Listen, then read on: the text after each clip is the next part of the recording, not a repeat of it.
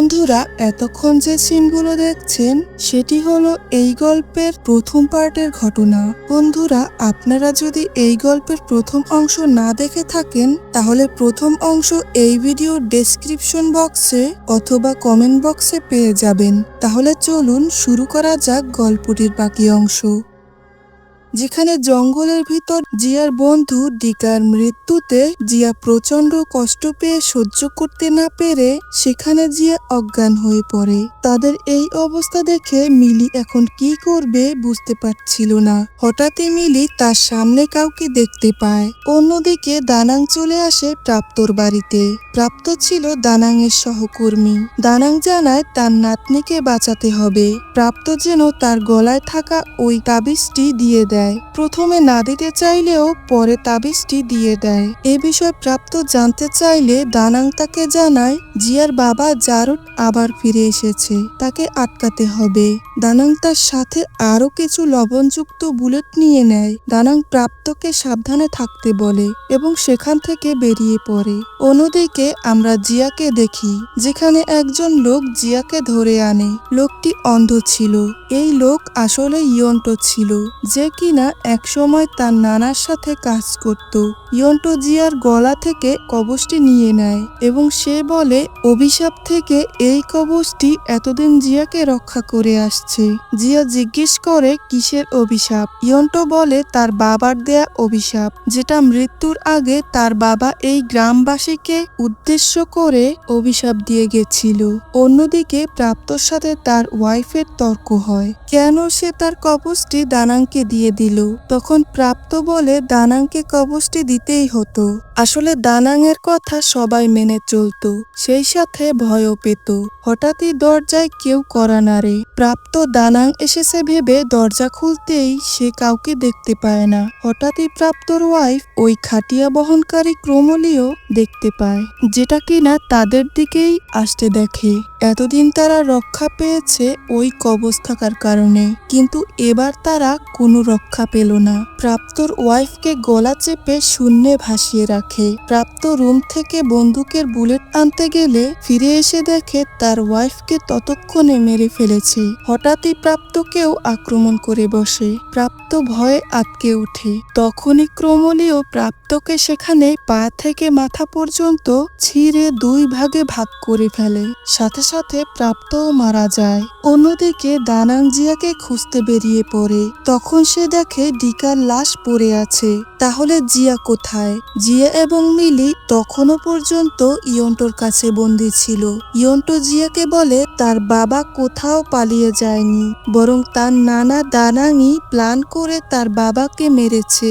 10 বছর আগে জারটের একটি পাওয়ারফুল সন্ত্রাস গ্যাং ছিল, সেই সাথে জারট ব্ল্যাক ম্যাজিকও জানতো। আর এই সুযোগে দানাং জারটের কাছ থেকে সুযোগ সুবিধা নিত, জারটকে দিয়ে দানাং এর কাজ হাসিল করে নিত।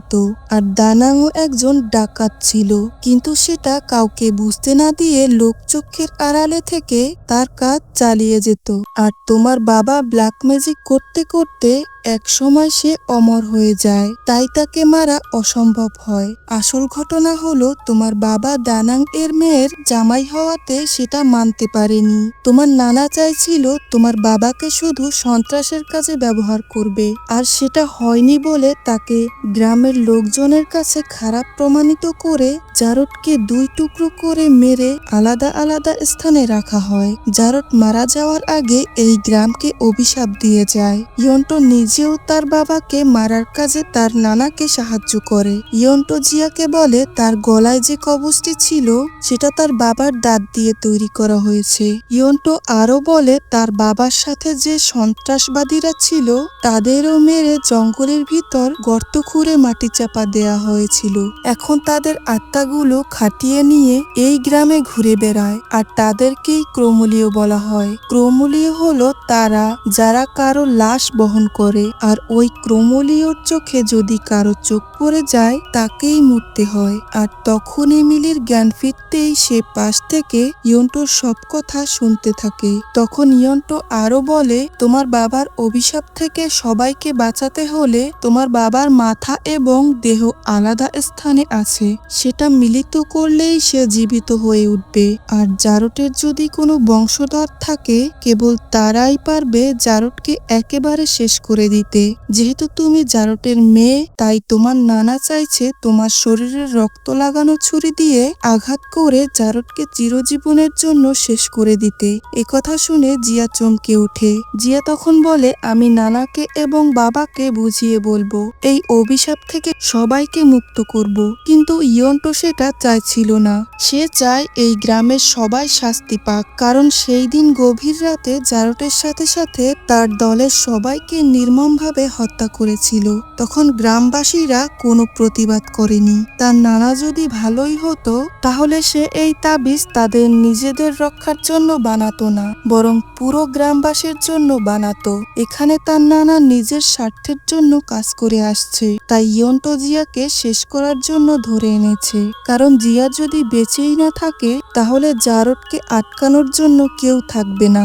একথা বলে ইয়ন্টো জিয়াকে গুলি করতে যাবে, এমন সময় সেখানে জিয়ার নানা এসে পড়ে। তখন দানাং এবং ইয়ন্টোর মধ্যে কিছু সময় হাতাহাতি হয়। এক পর্যায়ে জিয়ার অনুরোধে ইয়ন্টোকে ছেড়ে দেওয়া হয়। দানাং জিয়াকে মুক্ত করে সাথে সাথে নিয়ে বেরিয়ে পড়ে। জিয়া তার নানাকে বলে সে ইয়ন্টোর কাছ থেকে সব জেনে গেছে, সে তার বাবার সাথে কেন এমনটা করলো। এতদিন তার বাবার ব্যাপারে সবকিছু লুকিয়ে রেখেছিল। তার বাবার মৃত্যুর জন্য তার নানাই অপরাধী। দানাং তখন বলে সে তার ভালোর জন্যই তার বাবাকে মেরেছে। তার বাবার সন্ত্রাস দল ছিল, সেই সাথে ব্ল্যাক ম্যাজিক করত। গ্রামবাসীর কথায় তাকে মারতে হয়েছে, কিন্তু তার দেয়া অভিশাপ এখনো পিছু ছাড়েনি। এবার তাকে পুরোপুরি শেষ করতে হবে।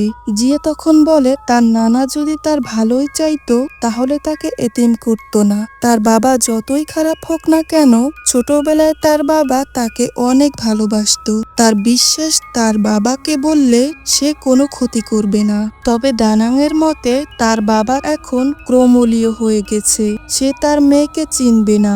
আর তুমি যদি জারটকে না মারতে দাও তাহলে আমি নিজেই তোমার রক্ত ছুরিতে লাগিয়ে জারটকে জাগিয়ে তুলে আবার চিরজীবনের জন্য শেষ করে দিব। একথা বলতে তারা বাড়ির সামনে চলে আসে। তখন দানাং আরো বলে জারটের লাশ এতদিন এই বাড়িতে লুকিয়ে রাখা হয়েছিল, যেটা সে ছাড়া আর কেউ জানতো না। একথা শুনে জিয়া প্রচন্ড রেগে গিয়ে বলে ইয়ন্টো আসলে ঠিকই বলেছে, তার বাবার সাথে অন্যায় করা হয়েছে। এই গ্রামবাসীর সাথে সাথে তার নানারও শাস্তি পাওয়া উচিত। এটা বলে জিয়া তার গলা থেকে ওই কবচটি ছিঁড়ে ফেলে দেয়। তখনই জিয়ার উপর আক্রমণ করে বসে ক্রোমোলিওরা। জিয়ার গলা চেপে ধরে রাখে ওই ক্রোমোলিও। জিয়ার নানা ওই ক্রোমোলিওকে টার্গেট করে গুলি করে দেয়। তখন জিয়ার নানা বুঝতে পারে জারটকে জীবিত করে আবার তাকে না মারা পর্যন্ত জিয়াকে বাঁচাতে পারবে না। তাই দানাং দ্রুত ঘরের ভিতর গিয়ে একটি গুদাম ঘর থেকে খাটিয়ায় করে উপরে ঝুলিয়ে রাখা জারটের লাশ নিচে নামিয়ে আনে, যেখানে জারটের মাথাবিহীন শুধু দেহটাই পড়েছিল। দানাং তখন ওই বাক্সটি থেকে জারটের মাথা নিয়ে আসে, যেটার ভিতর থেকে জিয়া একদিন শব্দ শুনতে পেয়েছিল। এদিকে জিয়া জঙ্গল থেকে পালাতে থাকে, কারণ ওই খাটিয়া বহনকারী ক্রোমোলিও তার দিকেই ছুটে আসতে থাকে। হঠাৎই জিয়াকে ক্রোমোলিও চারপাশ থেকে ঘেরাও করে ফেলে। তখনই জিয়া দেখতে পায় সামনেই খাটিয়া পড়ে আছে, সেখানে কাউকে দেখা যাচ্ছিল না। জিয়া খাটিয়ার দিকে এগিয়ে যায় এবং খাটিয়ার কাপড়টি ওঠাতেই সেখানে তার নিজের লাশ দেখেই জিয়া প্রচন্ড ভয়ে চিৎকার করে মাটিতে লুটিয়ে পড়ে। সাথে সাথে ওই ক্রোমোলিও জিয়াকে আক্রমণ করে বসে, জিয়ার গলা চেপে মেরেই ফেলবে। এমন সময় জিয়া বাবা বলে ডাকতে থাকে। তখন জিয়া বলে, বাবা আমি তোমার মেয়ে। তখন জারট একটু শান্ত হয়ে তার মেয়ের দিকে তাকিয়ে দেখছিল, কিন্তু জিয়ার বাবা পজেসড অবস্থায় তার মেয়েকে চিনতে পারছিল না। এদিকে দানাং জারটের মাথা এবং দাঁতগুলো তার বডির সাথে মিলিত করে দেয়, আর তখন জারটের শরীর পরিপূর্ণতা পায়। দানাং রক্তমাখা ছুরি নিয়ে প্রস্তুত থাকে। যখনই জারট জেগে উঠবে তখনই তাকে শেষ করে দিবে। কিন্তু হঠাৎই পিছন থেকে ইয়ন্টো এসে দানাংকে আঘাত করে। ইয়ন্টো চাইছিল দানাং সহ গ্রামের সবাই শাস্তি পাক, জারট জেগে উঠে সবার প্রতিশোধ নিয়ে নিক। এদিকে জারটের আত্মা জিয়ার কাছ থেকে সরে গিয়ে জারটের নিজ দেহে প্রবেশ করে জীবিত হয়। ইয়ন্টো জারটের কাছে ক্ষমা চাইতে থাকে, একদিন তার সাথে অন্যায় করেছিল বলে, কিন্তু এতে কোনো কাজ হয়নি। জারট ইয়ন্টোকেই আক্রমণ করে বসে এবং তার গলার উপর কামড় বসিয়ে তার শরীরের সব রক্ত শুষে নেয়। এতে ইয়ন্টো মারা যায়। এবার সে দানাং এর সামনে যায়। তখন জারট বলে দানাং তার জীবন থেকে সবকিছু কেড়ে নিয়েছে, এমনকি তার ওয়াইফকেও।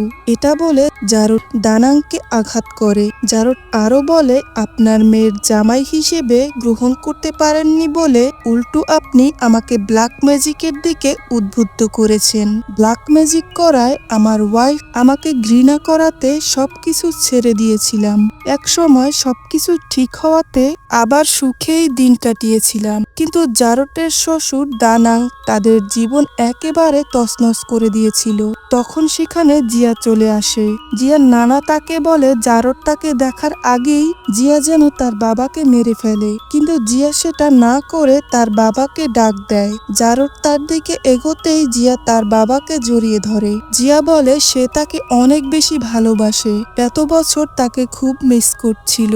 জিয়া বলে তার নানা অনেক বড় পাপ করেছে, তবুও শেষবারের মতো তার নানাকে যেন ক্ষমা করে দেয়, এই হত্যাযজ্ঞ যেন বন্ধ করে দেয়। তখন জারট বলে তুমিও তোমার মায়ের মতো দয়ালু এবং ক্ষমাশীল হয়েছ, তবে জারট কাউকে ক্ষমা করবে না। এটা বলে জিয়াকে ধাক্কা দিয়ে ফেলে দিয়ে দানাংকে মারতে যায়। তখন জিয়া ভাবে তার বাবার কারণে তার নানা সহ পুরো গ্রামবাসীর প্রাণ চলে যাবে। যেহেতু তার বাবাকে এত অনুরোধ করার পরও তার কথা শোনেনি, তখন জিয়া মনে মনে গ্রামবাসীকে বাঁচানোর সিদ্ধান্ত নেয়। তাই সে একটি ছুরি হাতে নেয় এবং তার হাতের রক্ত ছুরিতে মাখিয়ে তাকে হত্যা করে, যেটা দেখে জারট অবাক হয়। তবে জারটের তার মেয়ের প্রতি অভিযোগ নেই, সে হাসি মুখে বিদায় নেয়। জিয়া তার নানার কাছে গেলে সে জিয়ার কাছে তার কৃতকর্মের জন্য ক্ষমা চায়। সে হয়তো বাঁচবে না, কিন্তু জিয়া তার নানাকে বাঁচাতে চায়। তখনই সেখানে মিলি চলে আসে। মিলি বলে সে সব কথা শুনতে পেয়ে গেছে। মিলি মনে করে জিয়ার কারণেই তার মা মারা গেছে। সে যদি এই গ্রামে না আসতো তাহলে ক্রোমোলিওর হাতে তার মা মারা যেত না। এটা বলেই মিলি গুলি চালায়। গুলি গিয়ে জিয়ার হাতের উপর বুকের উপর ঢুকে পড়ে। তখন জিয়ার নানা মিলির উপর অস্ত্র দিয়ে আঘাত করতেই মিলি সেখানে মারা যায়। একটু পর জিয়ার নানাও মারা যায়। এখন জিয়ার আপন বলতে কেউই রইল না। জিয়া প্রচন্ড কান্নায় ভেঙে পড়ে। সেও হয়তো একটু পর মারা যাবে। হঠাৎ জিয়া কিছু একটা ভাবে। তার বাবাকে মারা ওই ছুরিটি হাতে নেয় এবং ছুরিতে লেগে থাকা তার বাবার রক্ত জিভ দিয়ে খেয়ে ফেলে। তখনই জিয়া ক্রোমোলিওতে পরিণত হয়। জিয়ার পাশে তার বাবা এবং নানার নিথর দেহ পড়ে থাকে। জিয়া চিৎকার করে কান্না করতে থাকে। আর এরই সাথে রাত গড়িয়ে সকাল হয়ে আসে। তখন আমরা জিয়াকে রাস্তায় একা একা হাঁটতে দেখতে পাই। হঠাৎই জিয়া লক্ষ্য করে তার হাতে বুকে যে গুলি লেগেছিল সেটা ধীরে ধীরে ভালো হয়ে যাচ্ছে। সে বুঝতে পারে তার বাবার অমরত্ব সে ফিরে পেয়েছে, আর সেটা হয়েছে ছুরিতে লেগে থাকা তার বাবার রক্ত খাওয়ার কারণে। অন্যদিকে আমরা দেখতে পাই দানাং এর বাড়িতে একজন অচেনা লোক আসে এবং তারা জারটের লাশ সেখান থেকে নিয়ে যায়। আসলে এতদিন দানাং এই অচেনা লোকটির ইশারায় এসব কিছু করে আসছিল। এই লোকটির কি পরিচয় সেটা কেউ জানতে পারেনি। জারটের মৃত্যুর পিছনে এখনো কিছু একটা রহস্য লুকিয়ে আছে, যেটা এখনো আড়ালে আছে, যেটা এই মুভিতে ক্লিয়ার করা হয়নি। হয়তো পরবর্তী কোনো গল্পে জানানো হবে। গল্পটি কেমন লেগেছে জানাতে ভুলবেন না। চ্যানেলে নতুন হলে চ্যানেলটি সাবস্ক্রাইব করে সাথে থাকুন। আল্লাহ হাফেজ।